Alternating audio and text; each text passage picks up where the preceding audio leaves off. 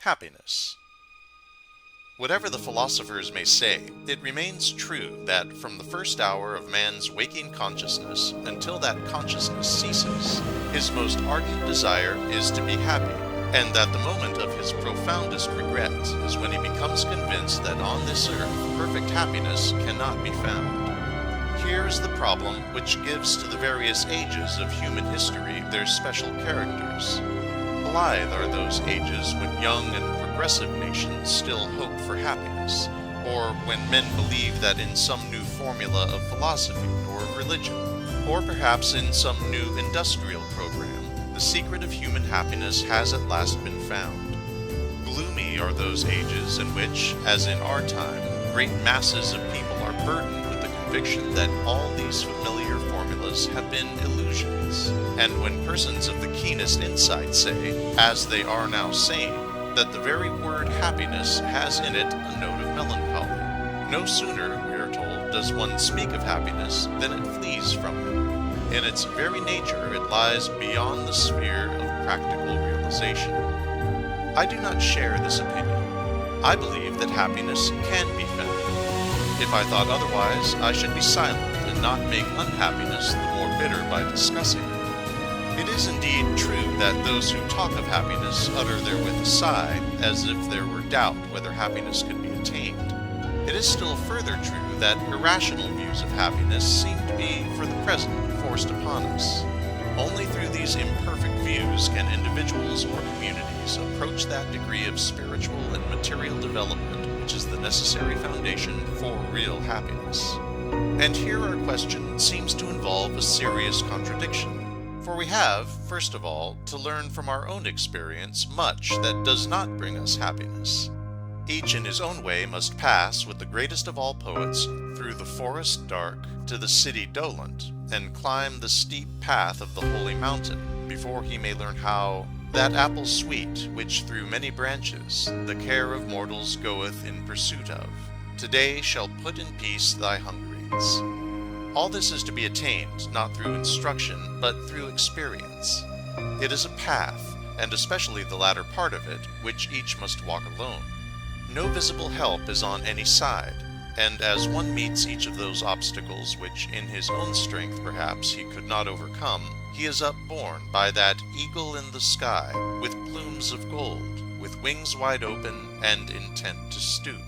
Then, wheeling somewhat more, it seemed to me, terrible as the lightning, he descended, and snatched me upward even to the fire. Thus, the suggestions which now follow concern themselves merely with the many misleading ways which purport to lead toward happiness, and in which each new generation in its restless longing is tempted to go astray. The paths by which people journey toward happiness lie in part through the world about them, and in part through the experience of their souls. On the one hand, there is the happiness which comes from wealth, honor, the enjoyment of life, from health, culture, science, or art. And on the other hand, there is the happiness which is to be found in a good conscience, in virtue, work, philanthropy, religion, devotion to great ideas, and great deeds. The outward ways to happiness are, however, all in one respect disappointing. They are not paths which are possible for everyone to follow, and therefore, for many, cannot lead to happiness. Still further, the possession of good things which others do not possess cannot but bring with it to any noble soul some twinge of conscience.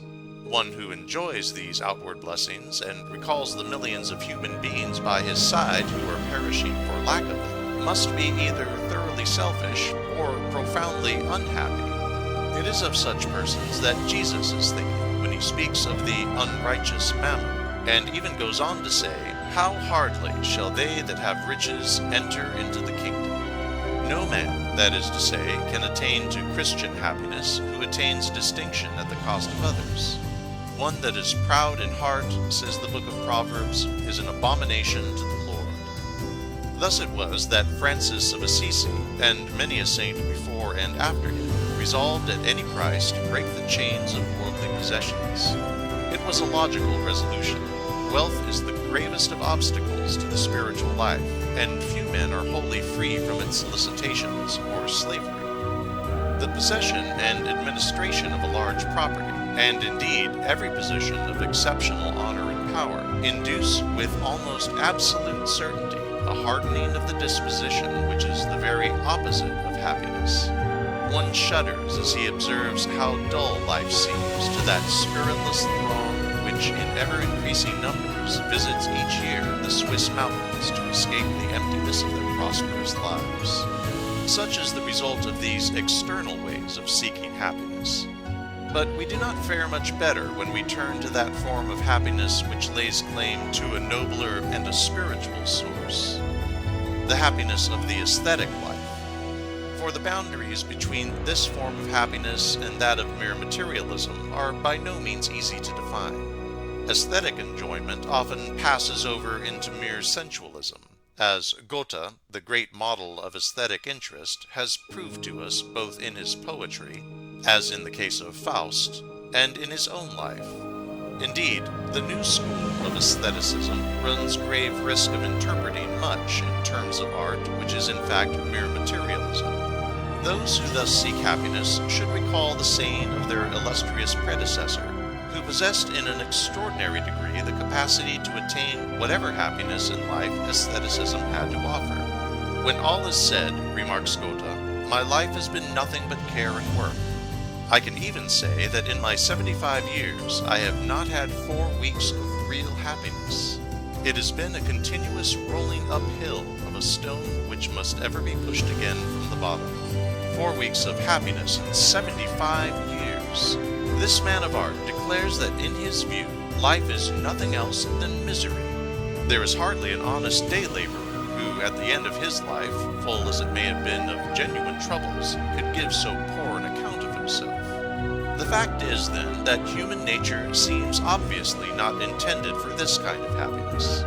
Life is made for activity, and this kind of receptive enjoyment, even in its highest forms, is designed merely to give flavor and change to life, and to be sparingly used, so that those who give themselves too confidently to such enjoyment bitterly deceive themselves. Genuine happiness cannot be arbitrarily produced. It issues from obedience to a genuine demand of human nature, and from intelligent activity naturally employed. Here is the rational basis of that faith in human equality and that contentment with the simple joys of life, in which people today believe much too little, and which a while ago people praised with perhaps exaggerated sentiment. Still further, as regards such aesthetic enjoyment, it is to be observed that the level of aesthetic judgments in literature and art is now so visibly sinking that these resources cannot long satisfy minds that can be called educated, or nations that can be called progressive. The time may soon come when people will weary of this efflorescence of science, literature, and art, and may even wish to exchange it for a taste of healthy barbarism. The Austrian poet Rosiger has thus described a not impossible future.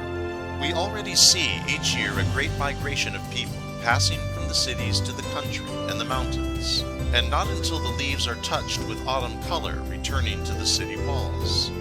The time will come, however, when prosperous city folk will betake themselves permanently to country life, and when the work people of the city will migrate to the wilderness and subdue it. They will abandon the search for book knowledge. They will find their pleasure and renewal in physical work. They will make laws under which an independent and self-respecting livelihood will be ensured to country dwellers, and the notion of an ignorant peasantry will disappear.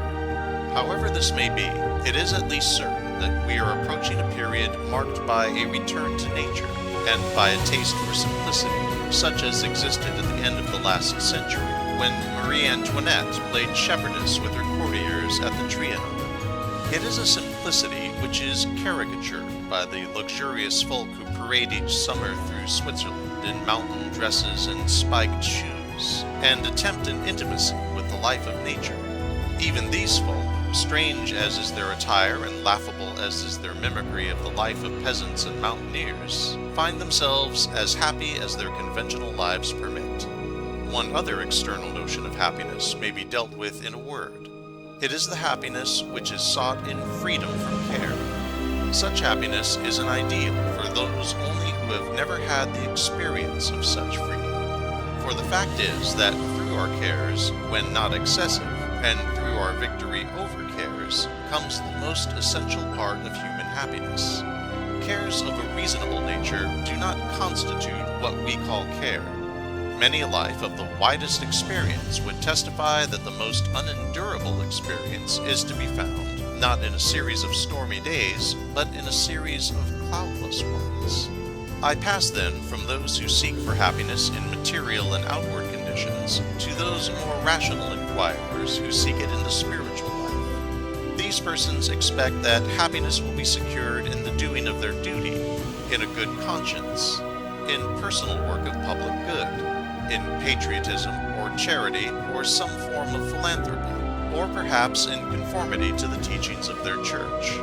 And yet, a very considerable part of the drift to pessimism which one observes in our day comes from the experience that no one of these ways leads surely to happiness, or at least that one does not get in such ways the happiness for which he hoped. Indeed, it is perhaps still further true that a great part of the reckless realism now so prevalent among us comes not of the conviction that it will make one happy, but only of the despair of finding any other way of happiness.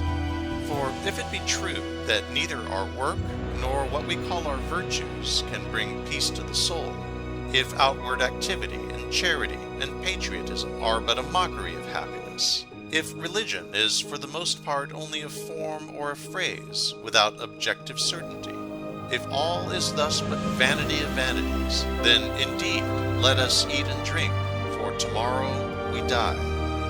I do not join in the condemnation with which the moralists usually meet this view of life. I deny only the conclusions which are drawn from such a view. I recognize the honest purpose of these modern philosophers. They represent at least a sincere love of truth. They are hostile to all mere phrases. The spirit of the modern world looks for a happiness which is not mere philosophical composure, but which has objective results. It demands a kind of contentment in which every human being may have a share. In all this, the spirit of the age is wholly right, and this demand for objective happiness which it utters is a note which has not been heard for 2,000 years. I too desire happiness, but I know that one who would find the way to happiness must first of all, and without hesitation, throw overboard all the false idols which have tempted him to worship them. As he dismisses the prejudices which birth or circumstances or habits have created, he takes one step after another toward true happiness.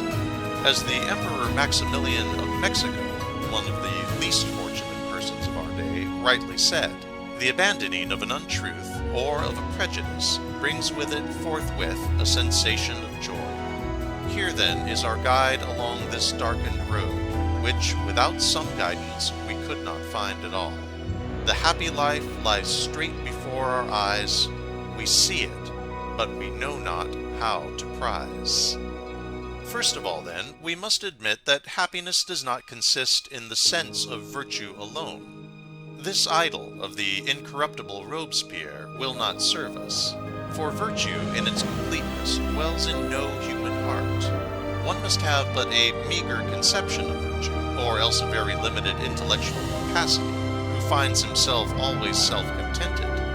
Even the vainest of men are not in reality contented.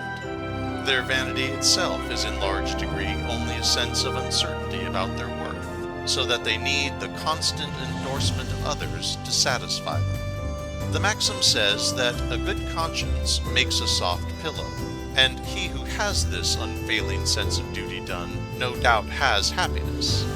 But I have not, as yet, fallen in with such a man. My impression is that there is not one of us who has ever, even for a single day, done his whole duty. Beyond this, I need not go. If one of my readers says to me, I am the man who has thus done his duty, well, he may be quite right, but I do not care for that man's nearer acquaintance. The farther a man advances in the doing of his duty, so much more his conscience and perception grow refined. The circle of his duties widens continually before him, so that he understands the Apostle Paul, when, with perfect sincerity and without false humility, he speaks of himself as the chief of sinners. Are then, I ask again, philanthropy and the good deeds, public and private, which it suggests, the secret of happiness? Love is a great word, and the apostle is altogether justified when in the familiar passage of his letters he says that among the many things which perish, love abides. But when in the same passage he says that it is possible to speak with the tongues of angels, and give all one's goods to feed the poor, and even give one's body to be burned, and yet not have love, then we comprehend without further explanation what he means by love. For love is a part of God's own being, which does not originate in the hearts of men. One who possesses it knows well enough that it is not his own. Even the pale human reflection of this divine love brings happiness, but it is a temporary happiness, and always with the perilous uncertainty of a love which anticipates return, so that the happiness depends upon the will of others. He then who yields his heart absolutely to others, and stakes his happiness on their affection, may someday find the terrible words of the Jewish prophet true: "Cursed be the man that trusteth in man, and maketh flesh his arm, and whose heart departeth from the Lord." All this may be one day a spiritual experience, which may convert his love into hate. That apotheosis of hate, which marks the talk of many a social agitator in our day, is but the evidence of those bitter disillusions of affection which millions have been called to feel. Is, then, happiness to be found in work? Work is certainly one great factor of human happiness, indeed, in one sense, the greatest. For without work, all happiness, which is not mere intoxication, is absolutely denied. In order to get the capacity for happiness, one must obey the commands. 6 days shalt thou labor, and in the sweat of thy face shalt thou eat bread. Of all seekers for happiness, the most foolish are those who evade these two conditions. Without work, no man can be happy. In this negative statement, the saying is absolutely true, and yet it is a greater error to suppose that work is in itself happiness, or to believe that every work leads to happiness. It is not alone our imagination that pictures another idea, so that one can hardly imagine a heaven or an earthly paradise as devoted to unremitting work. It is also true, and it is much more to be remembered, that only a fool can be wholly contented with the work that he does. One might even say that the wisest see most clearly the incompleteness of their work, so that not one of them has been able, at the end of his day's work, to say of it, "Behold, it is very good."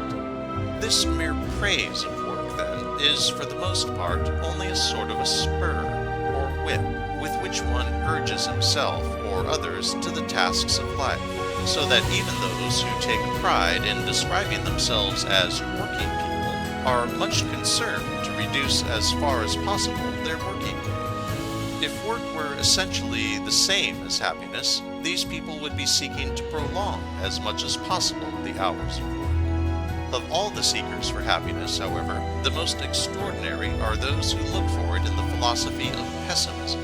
Yet of these there are not a few, and by no means of the baser sort. There is, however, almost always associated with the creed of pessimism a certain false impression of one's own importance. It has an appearance of magnanimity to throw overboard all one's hopes, and to believe that everything, oneself included, is bad. For this at least is true, that if all are bad, he who sees that it is so, and admits it, is after all the least bad. And if he is sincerely contented that others should regard him as bad, he may not be far from the way to something better. Yet pessimism as a permanent habit of mind is, for the most part, only a mantle of philosophy through which, when it is thrown back, there looks out the face of vanity. Vanity which is never satisfied, and which withholds one forever from a contented mind. Finally, of all people who seek happiness, the most unhappy are those who seek it in mere conformity to religious creeds. There are many such people in our day, and they find themselves, in the end, bitterly disappointed, for all church organizations are inclined to promise more than they can assure, and are like nets to catch all manner of fish.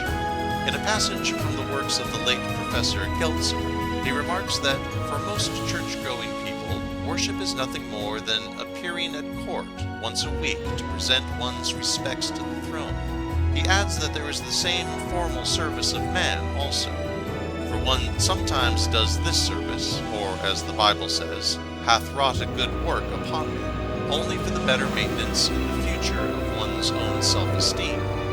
I shall not contradict what so distinguished a man out of his rich experience has said on this subject. Yet, for my own part, I must still believe that if a human soul worships God, even in the most irrational way, and recognizes its dependence on Him, God will not forsake that soul. I must believe still further that the feeblest and most superstitious expressions of religion bring to one who, even with occasional sincerity, persists in them, more happiness than the most brilliant philosophy of atheism can offer. Yet this blessing bestowed upon simple souls by the patience of God is not to be attained in its fullness by those who are capable of larger insight. Such persons have the duty laid on them to free the Christian religion from the lukewarmness which for 2,000 years has afflicted it. Theirs is the duty of dissatisfaction with the forms and formulas of the Church. No mere science of religion should content them, for such a science alone never brought happiness to man, and still offers to a people who do not really understand its teachings stones instead of bread. So long as people seek contentment in these ways, their path to happiness must abound in disappointments. And these disappointments become the harder to bear because people, as a rule, do not dare to confess either to themselves or to others that they are thus disappointed. They must pretend to themselves that they are satisfied because they see no path which may lead them back to happiness and peace. Such then are some of the ways by which, with slight modifications and combinations, the human race through all its histories has sought for happiness. And if we do not recognize these ways in history, we may find them all with more or less distinctness in our own experience. And yet by no one of these ways has the race found the happiness it seeks. What then, I ask once more, is the path to this end? The first and most essential condition of true happiness, I answer, is a firm faith in the moral order of the world. If one lacks this, it should be held that the world is governed by chance, or by those changeless laws of nature, which in their dealings with the weak are merciless. Or if, finally, one imagine the world controlled by the cunning and power of man, then there is no hope of personal happiness. In such an order of the world, there is nothing left for the individual but to rule, or to be ruled, to be either the anvil or the hammer, and it is hard to say which of the two would be to an honorable man the more unworthy lot. In national life especially, this view of the world leads to constant war and preparation for war, and the textbook of politics becomes the Prince of Machiavelli. From such a condition of war, the only possible, though partial, deliverance would be through some vast governmental control, ruling with iron force and comprehending in itself all civilized peoples. Such a state would, at least, make war between states impossible, as it was impossible in the Roman Empire of the Caesars, and as Napoleon I dreamed that it might be impossible in Europe. Every right-minded man must inwardly protest against a view which thus robs man in his person of his will, and in his politics of his freedom. And history also teaches, in many incidents, the emptiness and folly of such a view. There are some persons who believe that they are forced to accept this social creed because the conception of the world as a moral order does not seem to them sufficiently proved. To such persons I can only repeat that which is written above the entrance to Dante's hell. Through me the way is to the city doled. Through me the way is to eternal dole. Through me the way among the people lost. All hope abandon, ye who enter in. I go on to say, however, that formal proof of this moral order of the world is impossible. The The ancient Hebrews believed that one could not look upon the face of God and live, and Christianity, in its turn, offers us no formal proof of the character of God. The only path that leads to the proof of God is that which is followed in the Sermon on the Mount. Blessed are the pure in heart, for they shall see God. Here is a proof which anyone may test whose heart is pure, while from those who merely reason about God's order of the world he hides himself, and no man may rend by force the veil that covers him. If then one begins simply to live as in a moral world, his path to happiness lies plainly before him. The door is open, and no man can shut it. Within his heart there is a certain stability, rest, and assurance, which endure and even gather strength amid all outward storms. His heart becomes, as the psalmist says, not froward or fearful, but fixed. The only peril from which he has now to guard himself is the peril of regarding too seriously changeful impressions and events of each day. His desire must be to live resolutely in one even mood, and to look for his daily share of conscious happiness not in his emotions, but in his activity. Then, for the first time, he learns what work really is. It is no more to him a fetish to be served with anxious fear. It is no longer an idol through which he worships himself. It is simply the natural and healthy way of life, which frees him not only from the many spiritual evils which are produced by idleness, but also from numberless physical evils which have the same source. Happy work is the healthiest of human conditions. Honest sweat on the brow is the source of permanent and self-renewing power and of lightheartedness, and these together make one really happy. Indeed, the later discoveries of medical science are teaching us that physical health is secured only by a high degree of power of resistance against enemies which life cannot avoid. But this power of resistance, as one may soon discover, is not a merely physical capacity. It is quite as much a moral quality, and in large part the product of moral effort. Here then are two secrets of happiness which are fundamentally inseparable: life directed by faith in the permanent moral order of the world, and work done in that same faith.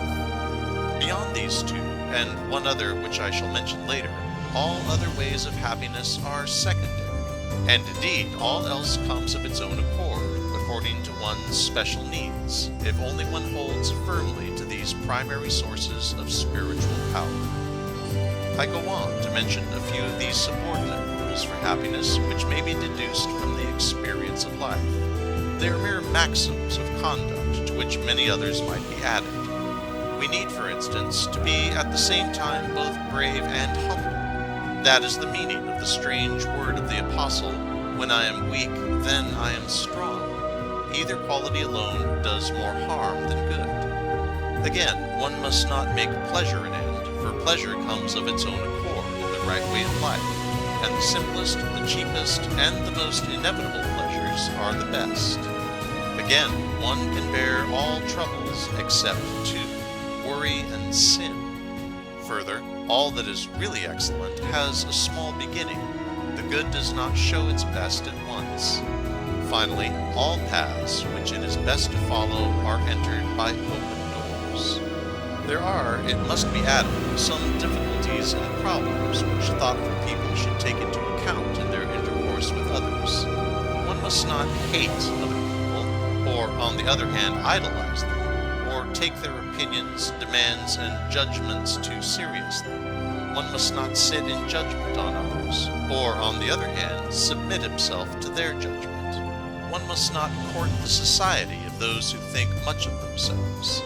Indeed, I may say in general that, except in certain callings, one should not cultivate acquaintance with great people or fine people, with the rich or the fashionable, but so far as possible, without repelling them, should avoid their company. Among the best sources of happiness is the enjoyment found in small things and among humble people, and many a bitter experience is avoided by the habit of an unassuming life. The best way to have permanent peace with the world is not to expect much of it, not to be afraid of it, so far as one can, without self-deception, see the good in it, and to regard the evil as something powerless and temporary, which will soon defeat itself. In short, I may in conclusion say that one must not take this life too seriously. As soon as we live above it, much of it becomes unimportant, and if the essentials are secure, we must not care too much for the subordinate. Many of the best people suffer from this magnifying of trifles, and especially from their dependence on other people's opinions, and this lack of proportion makes for such people each day's work much more difficult than it would otherwise be. I have said that these practical rules might be indefinitely multiplied, but they are all, as I have also said, in reality superfluous. For if the soil of the heart is fertilized, as I have already described, then these fruits of life grow out of it spontaneously and serve the special needs of the individual. The essential question concerns the soil itself, without which not one of these practical fruits can grow. Thus I may say in general that I take no great interest in what people call systems of morals, or in the rules of conduct which they prescribe. A system of morals either issues spontaneously from a habit of mind, which in its turn issues from a view of life, attained even through the death of one's old self, or else such a system is nothing but a series of beautiful maxims, pleasant to hear, good to record in diaries and calendars, but incapable of converting the human heart. I do not care to multiply the material of these collections of maxims. I shall only add one last and solemn truth. It is this, that under the conditions of human life, unhappiness also is necessary. Indeed, if one cared to state it in a paradox, he might say that unhappiness is essential to happiness.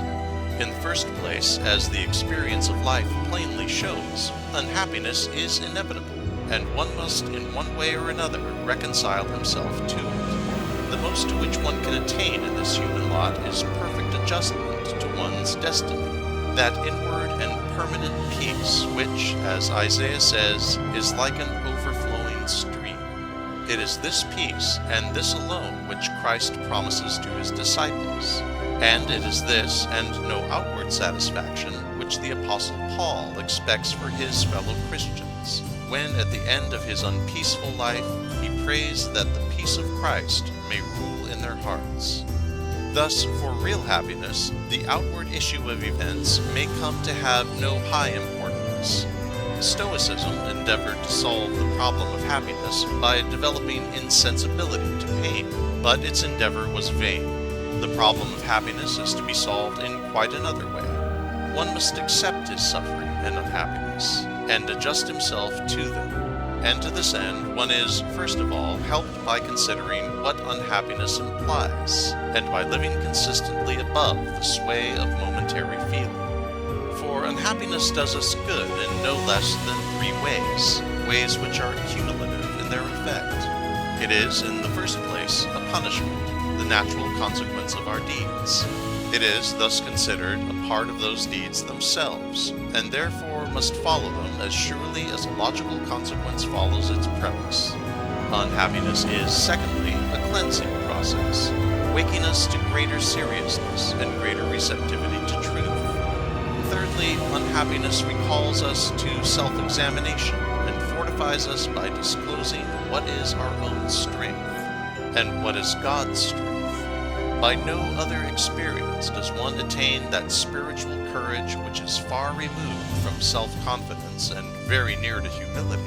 In a word, it must be said that the deeper life of man and that noble bearing which we remark in some people, and which no one, whatever be his station, can falsely assume, are attained only through faithful endurance of misfortune. That word of the Apostle Paul, "We glory in tribulations," is, like many of his sayings, absolutely unintelligible to anyone who has not experienced what renewal of power and what profound happiness may be discovered through misfortune itself.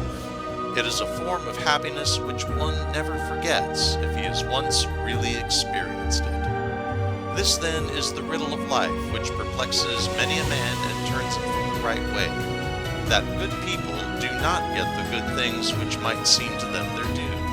The prophet host, the martyr throng, reckoned the world as dross, despised the shame, endured the wrong, counting their gain their loss. And he to whom they sang their song was nailed upon the cross. Suffering, then, lies on the road to life, and one must expect to meet it if he would be happy. Many a person, when he sees this lion in his path, turns about and contents himself with something less than happiness. And yet it is also true, as experience teaches, that in our misfortunes, as in our enjoyments, imagination greatly outruns reality. Our pain is seldom as great as our imagination pictures it. Sorrow is often the gate which opens into great happiness. Thus the true life calls for a certain severity of dealing, as if one should say to himself, you may like to do this thing, or you may not like to do it, but you must do it. And true education rests on these two foundation stones, love of truth and courage for the right. Without them, education is worthless. It is like the kingdom of God, which is to be taken by violence, and the violent take it with force. And thus, of all the human qualities which lead to happiness, certainly the most essential is courage. We look back then, finally, over what has been said, and repeat what a gifted authoress of our time, Gisela Grimm, has said in her drama of Old Scotland. Happiness is communion with God, and the central spiritual quality which attains this communion is courage. Other happiness than this is not to be found on earth, and if there were happiness without these traits, it would not be the happiness we should desire. And this kind of happiness is real. It is not like every other dream of happiness, an illusion from which sooner or later one must wake. It does not issue from our achievements or our compulsions. On the contrary, when we have once accepted and made our own the view of life which I have described, and have ceased to look about us for some other view, then happiness comes to us by the way. It is a stream of inward peace, broadening as we grow older, first enriching our own souls, and then pouring itself forth to bless other lives. This is the goal to which our life must attain if it hope for happiness, and to this goal it can attain. Indeed, if once the first decision be made, and the first steps taken, then, as Dante says, this mount is such that ever at the beginning down below 'tis tiresome, and the more one climbs, the less it hurts. Therefore, when it shall seem so pleasant to thee, that going up shall be to thee as easy